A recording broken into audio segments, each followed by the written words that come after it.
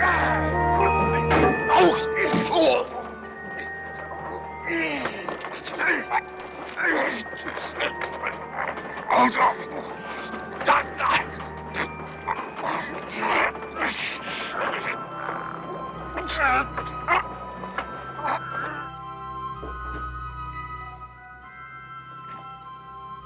my hair? My hair okay? How's my hair? Hey everybody. Welcome to another episode of, I believe this is going to go into Forgotten Gems. Forgotten Gems, in case you have forgotten, is a little series that I started a while back. I only did one, and I mean to do more, and I will do more. But it's these little known films that are really, really great films that not many people talk about anymore, or you don't hear anything on the internet or on the YouTube, anything about these movies. And today's episode is about the movie Emperor of the North from 1973. 73? 73, yeah. Starring Lee Marvin. I'm a big Lee Marvin fan, ain't I? I bet you're a big Lee Marvin fan, aren't you? Ernest Borgnine.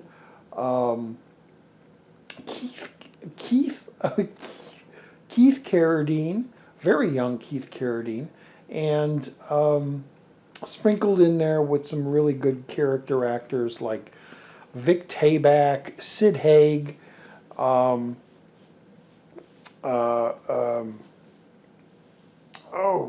Simon Oakland, the boss from Kolchak, Kolchak's boss at the newspaper, INS. And I just finished watching it. I always forget to have the disc so I can hold it. It'll be here. I'll put it up.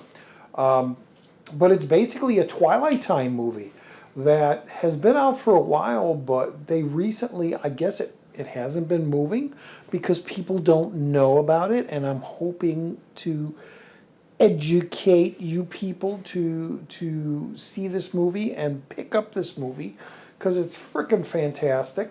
Emperor of the North. I remember seeing this back in the 70s. And I was saying Twilight Time had released this, and I guess it hasn't been selling much, so they had a big sale and came down a lot in the price because most of the Twilight Time movies are $30.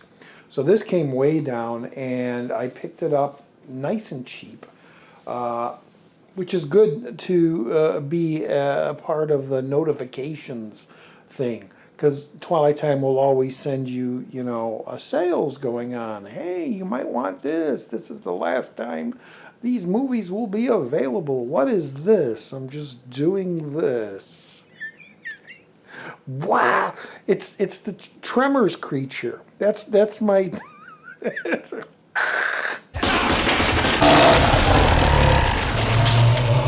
Anyway, Emperor of the North takes place during the Depression of 1933. And we're seeing the country aspect of it. We're seeing the train aspect with hobos and hobos, yeah, and train riders, as it were, pretty much trying to just survive and get from one place to the other. And along the way, you're following Lee Major, who's the main guy, and he goes by, there's no name, but he goes by A Number 1 because he is known for being the best train jumper and survivor, traversing many, many miles without getting caught or thrown off the train. So he is A Number 1. And he's going from place to place, basically, and you meet these characters along the way at different train stops, which is kind of cool. Not so much hobos, but is that politically correct? Hobo? Homeless? Hobo. It was politically correct in the 70s, hobos. Not so much them that you meet, but you meet the train people and everything. And then you have Ernest Borgnine, who I love. Ernest Borgnine. He is one of my favorite. He was one of my favorite character actors of all time, playing a character called Shack. The Shack. Yeah, he's called Shack.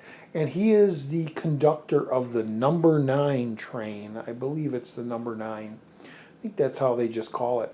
And he is pretty damn sadistic. He is hell-bent on keeping any hobo off of his train, any riders off of his train. Carries around this big-ass hammer, and if he comes across one, he just bashes them in the head. He doesn't care if they fall on the tracks and get cut in half, which they do. And this is the 70s when violence was violent. And he's just like, I am the king of this train. He's just sadistically, he wants to run this damn train of his, and nobody's gonna sneak on and get the better of him.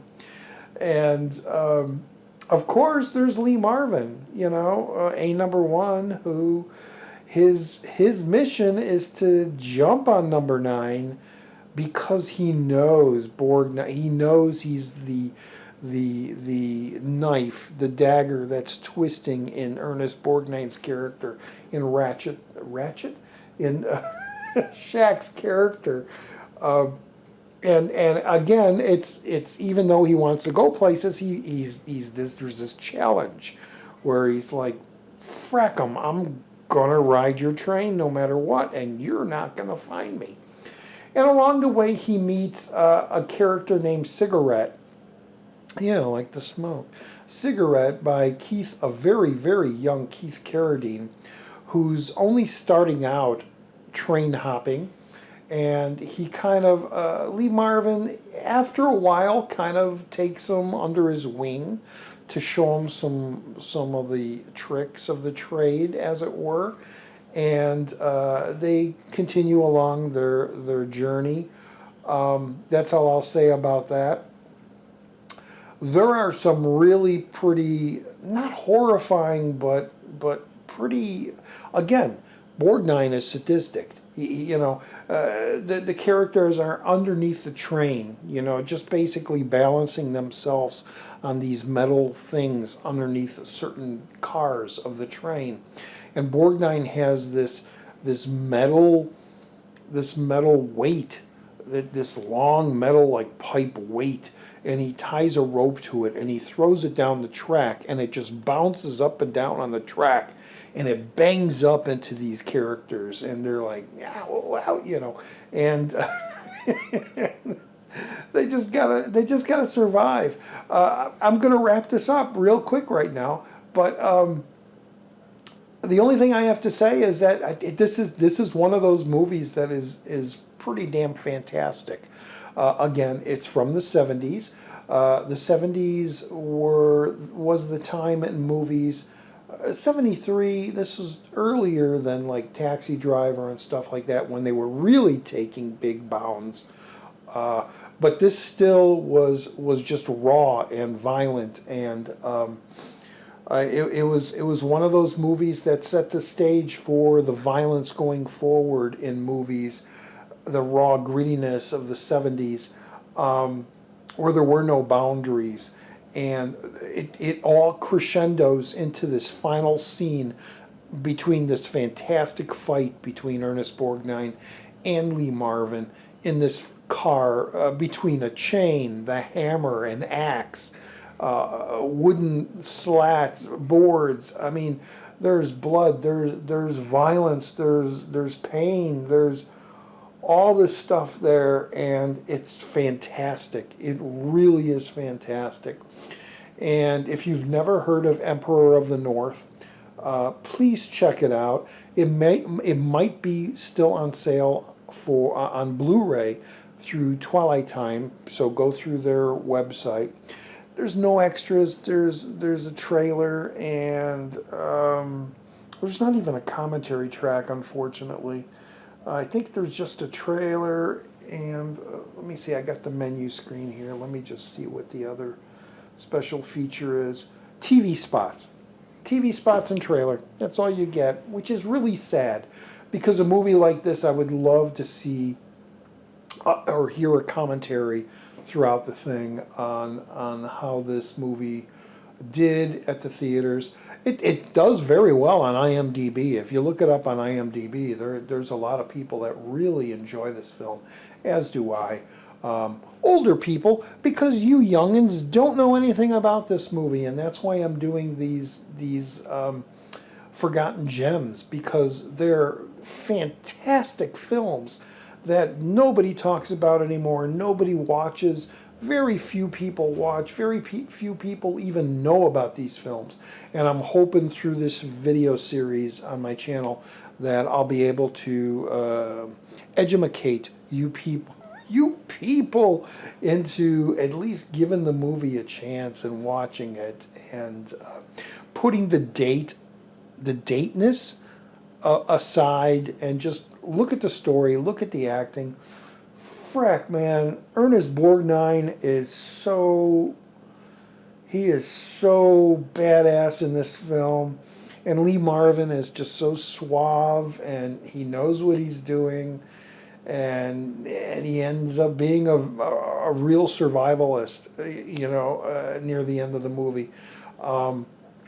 So yeah, if you get a chance, check out Emperor of the North from 1973, Lee Marvin, Ernest Borgnine, Keith Carradine, and a bunch of other character actors sprinkled around. But if you love trains, if you love movies like Runaway Train, or that damn Western that I can't think of with Jimmy Stewart and George Kennedy chasing them, but movies about trains, you'll love this movie. Lots of train stuff in it.